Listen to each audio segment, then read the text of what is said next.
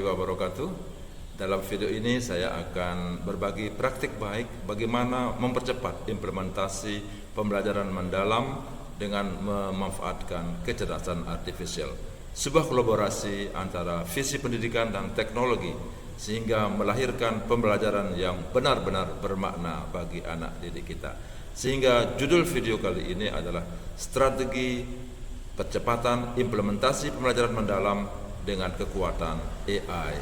Saya Ahmad Hidayat, pengawas SMA Cabang Dinas Dikbud Lombok Barat, Mataram.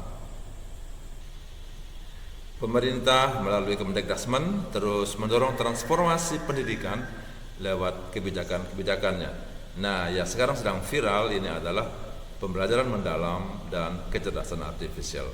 Pembelajaran mendalam itu adalah sebuah pendekatan yang menekankan proses belajar yang kritis, kreatif, kolaboratif, dan reflektif, di mana siswa ditempatkan sebagai subjek yang aktif dalam proses belajar.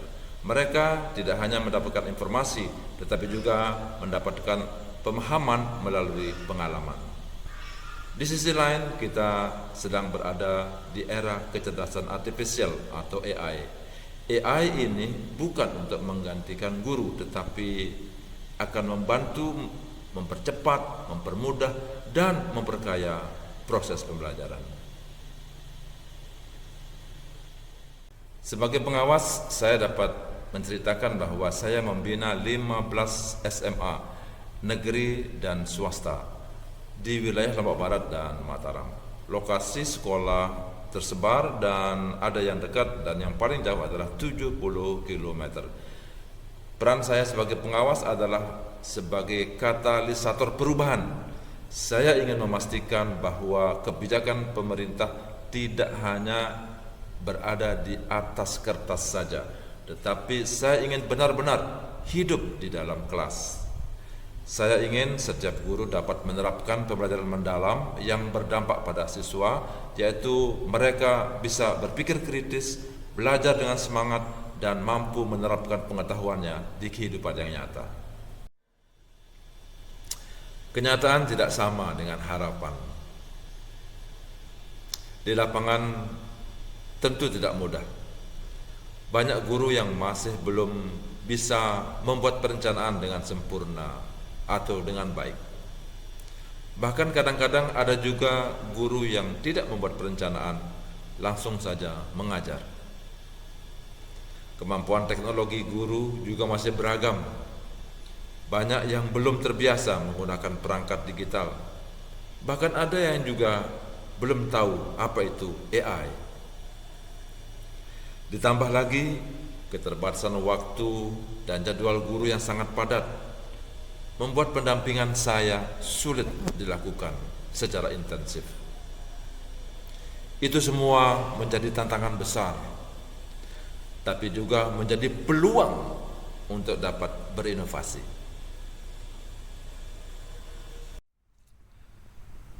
Untuk menjawab tantangan itu, saya menerapkan model pendampingan yang saya sebut dengan WSR, singkatan dari workshop, simulasi, dan refleksi.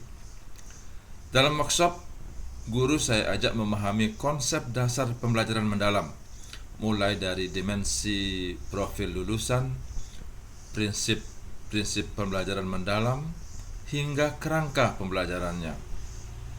Setelah itu mereka saya ajak untuk menganalisis rencana pembelajaran mendalam atau RPPM, yaitu belajar tentang struktur, komponen, dan isinya. Lalu mereka dibimbing untuk mendesain pembelajaran berbasis AI. Kami berlatih membuat prompt yang tepat agar AI bisa membantu membuat RPPM, LKPD, instrumen, asesmen, dan media interaktif. Tahap berikutnya saya akan memperlihatkan betapa dahsyatnya kecerdasan artifisial dalam membantu guru. Kita akan masuk ke canva.com AI atau kita memilih AI Canva dan kita akan masukkan prompt dalam chat box seperti ini, karena kita akan meminta untuk membuatkan modul ajar interaktif biologi kelas 11 SMA dengan topik sistem peredaran darah dengan 3 menu, yaitu menu materi, latihan, dan kuis. Di sini akan memilih kode dan setelah itu kita akan kirim atau kita enter. Biarkan Canva bekerja untuk kita dalam membuat kode atau coding dalam menyiapkan modul ajar interaktif. Dalam waktu 2-3 menit maka akan menghasilkan seperti ini. Judulnya adalah Sistem Peredaran Darah, modul biologi kelas 11 SMA, created by Ahmad Hidayat. Di sini kita lihat ada 3 tombol menu, yaitu tombol materi dan tombol menu latihan dan tombol menu kuis. Kita bisa lihat di materi ini, materinya cukup menarik dan bisa kita membaca ke bawah dengan materi penjelasan, ada pengertian, struktur jantung, dan penjelasan-penjelasan berikutnya.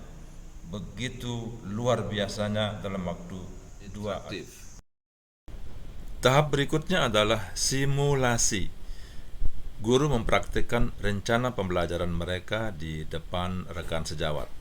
Sebelumnya mereka dibagi menjadi 3 kelompok, yaitu kelompok rumpun mata pelajaran MIPA, sosial, dan humaniora.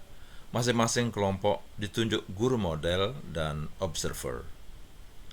Akhirnya setelah usai simulasi, dilakukan refleksi.